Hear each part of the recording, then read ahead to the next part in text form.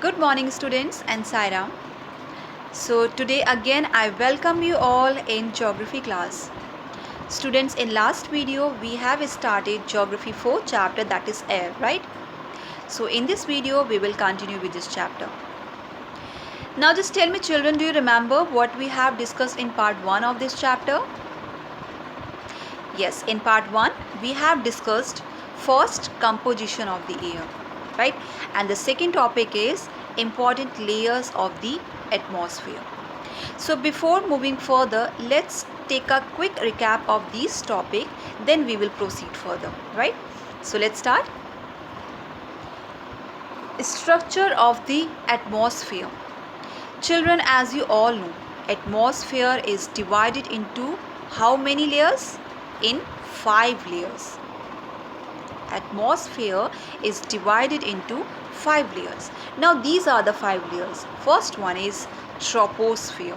First layer is troposphere. Second is stratosphere. Second is stratosphere. Third, mesosphere. Fourth layer is thermosphere, and the last one is exosphere, right? So the first one is troposphere. This is the lowest and the most important layer of the atmosphere. Why this is the most important? Because all the weather phenomena occur in this layer, like rainfall, fog, hail, storm, lightning, thundering. All weather phenomena occur in this place. Second thing is basically the uppermost edge of this layer, that means troposphere. The uppermost edge of this layer is called tropopause, and beyond tropopause temperature stop decreasing. Basically, as I said, this is the most important layer of the earth because this layer observed maximum heat and protected us from excessive heat throughout the day and also maintained temperature level at night. This layer, that means troposphere, extend up to the height of 13 km. Now the second is the stratosphere. This layer lies just above the troposphere and this layer extend up to the 40 km. Next thing is this layer contain ozone, and as you all know, ozone layer protect us from the harmful ultraviolet rays of the sun. Now stratosphere, basically it's a cloud free zone, right? This is cloud free zone. Basically no weather phenomena occur in this place. So that's why this layer, that means stratosphere, is ideal for jet flying, right? So which layer is ideal for jet flying? Second, and the most important, is the stratosphere is ideal for the jet flying. Why? Because this layer is a cloud free zone, no weather phenomena occur here. Now the third is mesosphere. This lies just above the stratosphere. Now this is extend up to the 80 km. Hence therefore basically temperature decrease with the height increase and it almost reach minus 100 degree Celsius. Now basically in this layer meteoroids burn in this layer as they enter from the space, right? Meteoroids burn in this layer as they enter from the space. Now the fourth one is thermosphere. This layer lies just above the mesosphere. Thermosphere is also known as ionosphere because the presence of the ions. Now the last one is the exosphere. This is the uppermost layer of the atmosphere and this extend up to the height of about 1600 km and then merge with the interplanetary space. Now in this layer, the air present here is very thin and containing gases like helium and hydrogen float into the air. So these are the important layers of the atmosphere. Is it clear now? Okay. Now move on to the next topic, weather. So basically students, weather and climate, these are the two most often used terms in our daily life. So let's first understand the meaning of weather, then we will understand the meaning of the the meaning of the term climate. Now, what is weather? Weather is the hour to hour, day to day condition of atmosphere. Basically, weather is an atmospheric condition in a small area over a short period of time, right? It is an atmospheric condition for a short period of time. Now the weather of any area may be changed at short interval. Like for example, it might be raining, right, at one time of the day, or sunny and windy uh, at another period of the time. So weather can be changed dramatically from day to day. Now on the other hand, climate. Climate is the average weather condition of a place for a long period of time, spanning about 30 years. Right. Now the climate of any place is of a permanent nature. Like for example, in India, India experience tropical type of climate. And if we talk about the Sri Lanka, Sri Lanka experience equatorial type of climate. Clear? So climate and weather. So basically weather is an atmospheric condition for a short period of time, and the climate refers to the average weather condition for a long period of time. Clear? Now let's move on to the next one. Is basically there are many elements that influence weather and climate, right? There are many elements that influences the weather and climates, like are temperature, moisture, air pressure, precipitation. So let's understand all these elements that influence weather and condition one by one. So let's start with the first, temperature.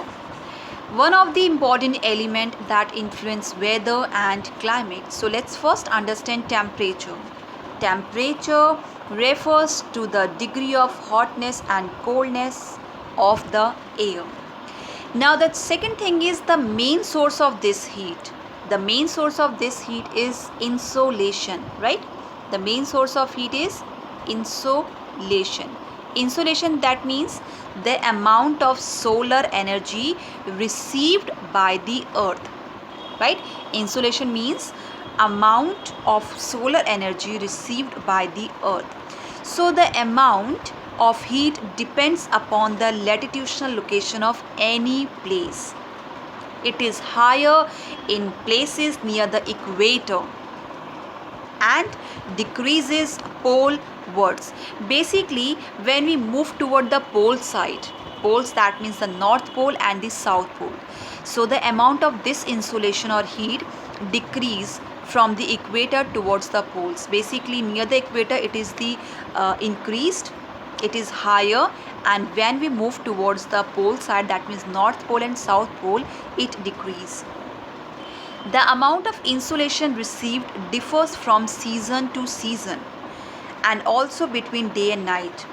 The temperature of any place also depends upon its height above sea level and its distance from sea. Places located near the sea will experience moderate temperature, but those away from the sea will generally experience extremes of temperature. Of course, like the temperature recording are never slowly depend on any one factor. So there were many various factors affect the climate of a place. Winds, ocean currents, slope of land,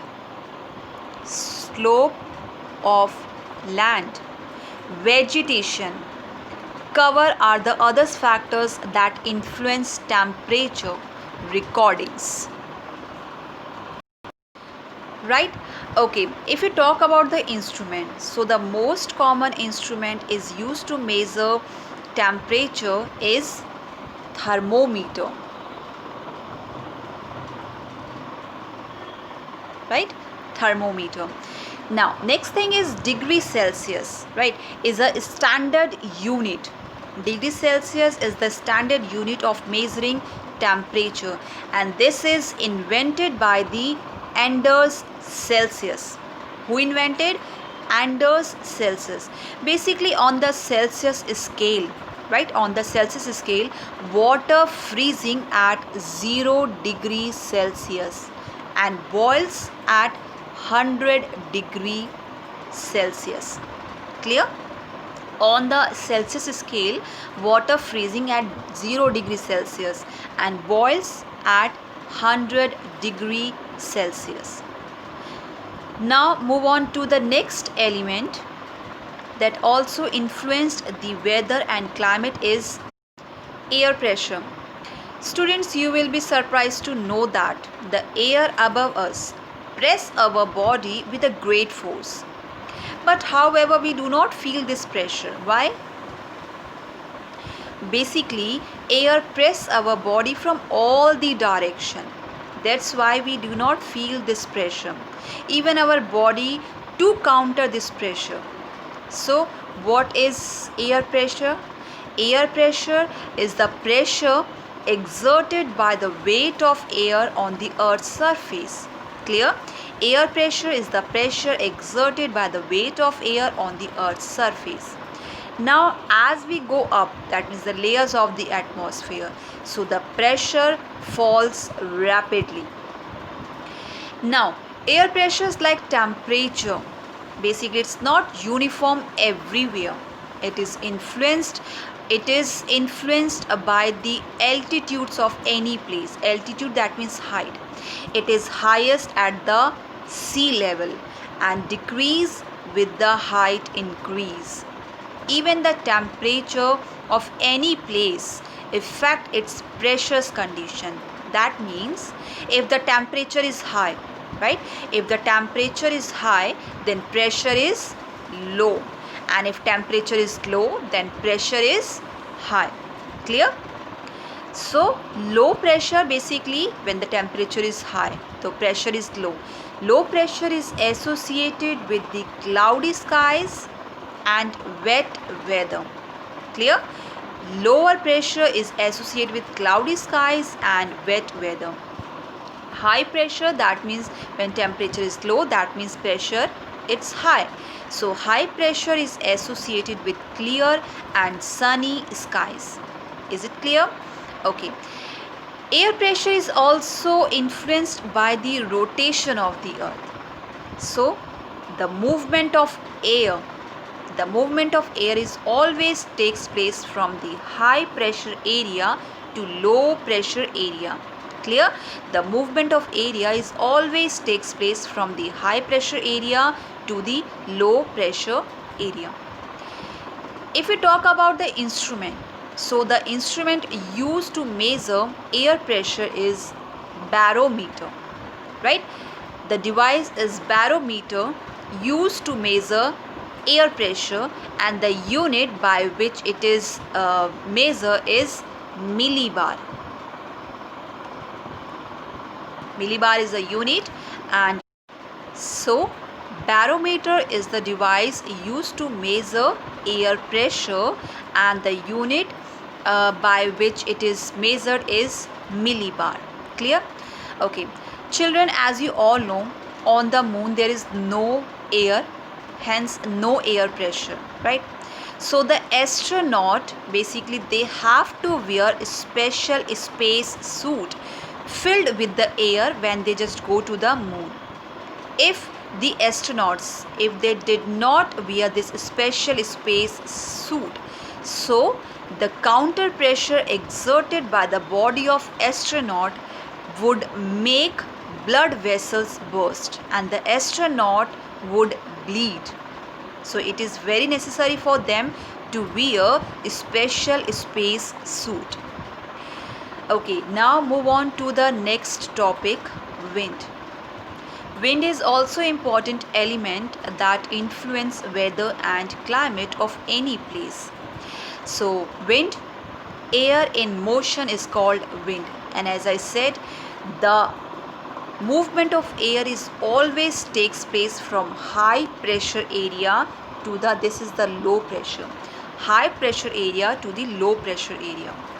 Now it can be broadly divided into the three types, right? In how many types? In three types. First is the permanent winds.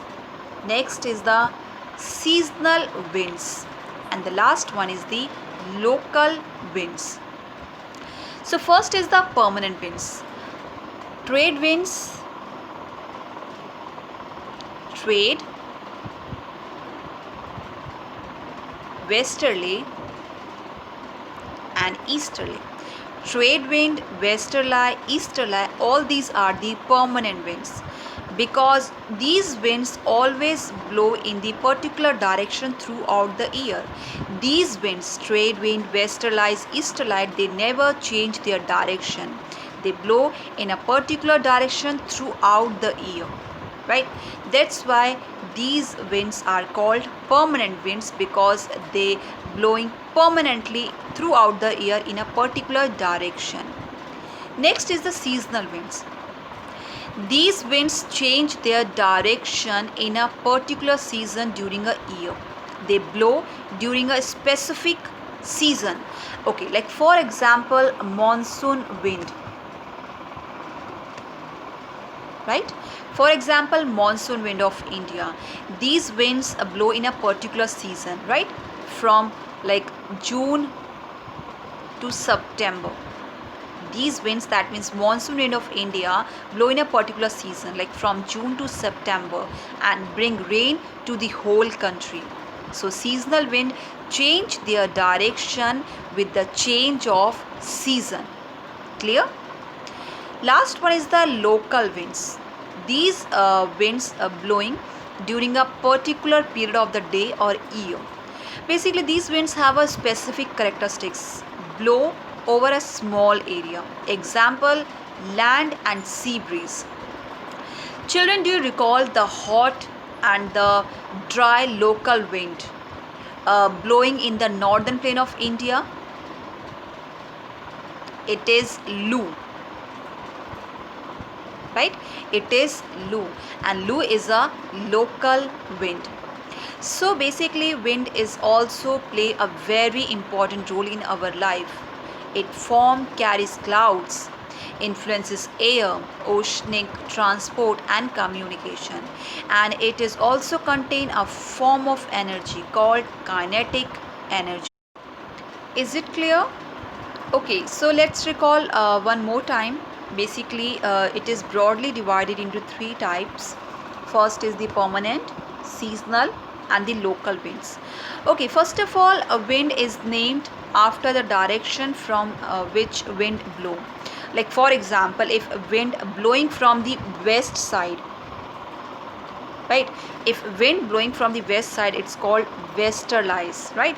And if the wind blowing from the east, so it's called easterlies. So first is the permanent winds. Trade wind, easterlights and the westerlights, these are the permanent winds. They just blow, these winds blow throughout the year in a particular direction. Second is the seasonal winds. These winds change their direction in different seasons. For example, monsoon in India. Last one is the local winds. These blow only during a particular period of the day or year in a place. Example, land and sea breeze. The hot and dry local wind of the northern plains of India is called Loo. Is it clear? Okay. So here are the major pressure belts and the wind systems. So these are the prevailing westerly winds blowing from the west side, and these are the easterlies. So these easterlies, westerlies and the trade winds, these are the permanent winds. Okay. Now the next topic is a moisture. Moisture, another important element that influence weather and condition. Children, do you know like water vapor is an important part of an atmosphere. Its presence in the air determine moisture content, and it is called humidity. Basically, when the air is full of water vapor, so we call it humid day. So what is humidity? Moisture in a air at any time is known as humidity. If we talk about the humidity level, so this is vary from place to place, depends on temperature's condition.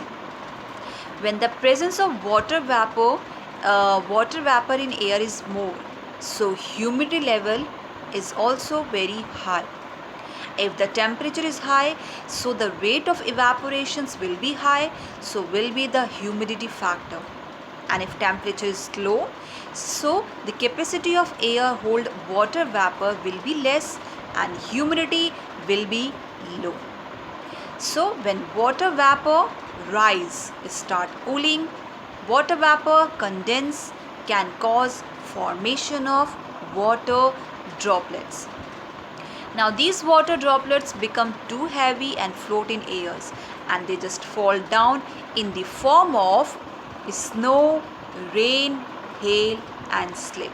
Right, basically precipitation comes down to the earth in the liquid form called rain, and all these are the forms of precipitation: snow, rain, hail and sleet. Right, even most of the groundwater comes from rainfall. Plants helps preserve this water. When the trees on hillsides cut, so the rainwater directly flowed down and that cause flooding in the low-lying area. So on the basis of mechanism, there are three types of rainfall. On the basis of mechanism, there are three types of rainfall. First one is the convectional rainfall. Second is the orographic rainfall, and the third one is the cyclonic rainfall. Clear? There are three types of rainfall: convectional, orographic and cyclonic rainfall. Now let's understand all these types of rainfall one by one. First one is the convectional rainfall. So children, basically when the portion of the earth, right, when the portion of earth heated more than its surrounding, so the air heated, it's become lighter, expand, rise and reaches to the layer of the atmosphere. Then condensation of the moisture takes place and it causing formation of clouds. Now these clouds produce sudden and the heavy rainfall. It's called the convectional rainfall. Such kind of rainfall, it's called the convectional rainfall. Basically it is a daily feature of the equatorial region. Near the equatorial, this is equator. So this kind of rainfall, convectional rainfall, occur in this region, that means near the equator zone. Now the next is orographic rainfall. Orographic rainfall is also known as relief rainfall or precipitation. So children, the presence of hills and mountains in the path of moisture laden winds force air to ascend along the slopes and causing and leading to the cooling of rising air as it goes up. So it leading cooling of rising air. It leads to the condensation, and such type of rainfall, it's called the orographic rainfall. Basically children, this side of mountain, it's called windward side. Basically windward side, and this is the leeward side. So windward side receive maximum or we can say heavier rainfall as compared to the leeward side. Now the third one is the cyclonic rainfall. Basically children, when the warm air mass and cold air mass meet, so the warm air being lighter and rise over the cold air mass, start cooling, condensation, then this type of rainfall or such kind of rainfall is called the cyclonic rainfall. Clear?